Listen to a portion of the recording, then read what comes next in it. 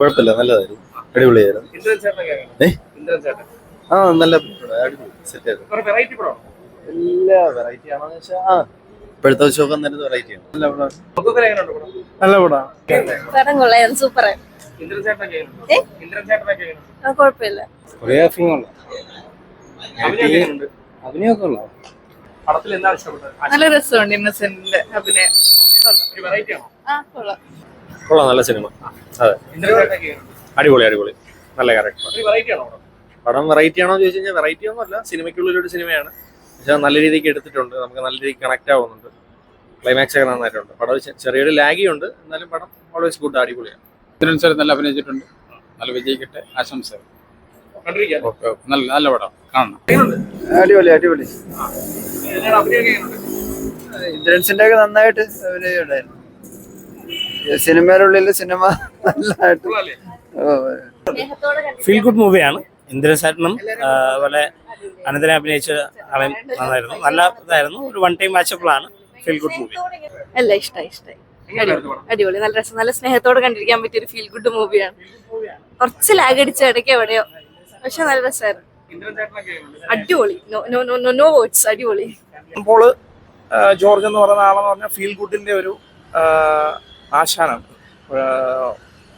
ഞാൻ കണ്ടതിൽ നിന്ന് എനിക്ക് മനസ്സിലായത് സിനിമയ്ക്കുള്ള സിനിമയാണ്. 2 സിനിമാ മോഹികളുടെ കഥയാണ് പറയുന്നത്. 2 പേരുടെ പെർസ്പെക്റ്റീവിൽ നിന്ന് നമ്മളോട് സംസാരിക്കുന്നത്. അപ്പം ഇതിനകത്തിൽ എനിക്ക് തോന്നുന്നു ഉദയനാണ് താരത്തിന് ശേഷം സിനിമയ്ക്കുള്ളിലെ സിനിമ പറയുന്ന മെയിനായിട്ടുള്ള ഒരു ചലച്ചിത്രമാണ് ഇത്.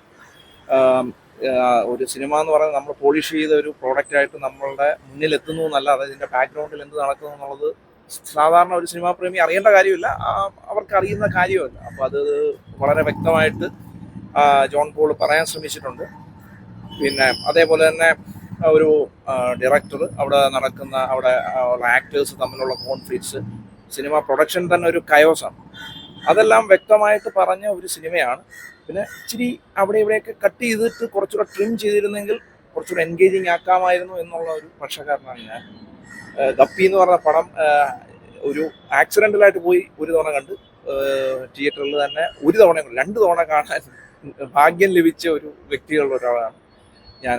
സ്റ്റിൽ ഗപ്പിയാണ് പുള്ളിയുടെ ബെസ്റ്റ് ഫിലിം എന്ന് ഞാൻ വിശ്വസിക്കുന്നു. ഇത് നല്ല പടമാണ്. പിന്നെ എല്ലാവരും കുടുംബപരമായിട്ട് കുടുംബ പ്രേക്ഷകർക്ക് ഇഷ്ടപ്പെടുന്ന രീതിയിൽ തന്നെ എടുത്തേക്കുന്നത്. എന്നാലും എല്ലാവരുടെയും ഒരു കപ്പ് ഓഫ് ടീ ആണെന്ന് തോന്നുന്നില്ല. പടം വിജയിക്കട്ടെ. പിന്നെ മറ്റ് പ്രകടനങ്ങളെല്ലാം ഗംഭീരമായിരുന്നു. ജോമൻ ജ്യോതിറിൻ്റെ ഒരു ഇമേജ് ബ്രേക്കിംഗ് ക്യാരക്ടറാണ്. ഇന്ദ്രൻസിനെ ഞാൻ ഓഫ് കോഴ്സ് കഴിഞ്ഞ കുറേ വർഷങ്ങളായിട്ട് നല്ല രീതിയിൽ കണ്ടിട്ടുണ്ട്, നല്ല വെറൈറ്റി ആയിട്ടുള്ള റോളുകൾ അദ്ദേഹം അതും വൃത്തിയായിട്ട് ചെയ്തിട്ടുണ്ട്. സാറിൻ്റെ മോൻ അദ്ദേഹം വളരെ നന്നായിട്ട് ചെയ്തിട്ടുണ്ട്. ഷോബി തിലകൻ വളരെ നന്നായിട്ട് പുള്ളി വന്ന് സ്ക്രീനിൽ നിൽക്കുന്ന മാതിരിയാണ് ഫീൽ ചെയ്തത്. അതുകൊണ്ട് ഓവറോൾ തീർച്ചയായും വാച്ചബിൾ ആയിട്ടുള്ള ഫിലിമാണ്. But still Guppy is his best movie. അതാണ് എൻ്റെ ഒരു അഭിപ്രായം.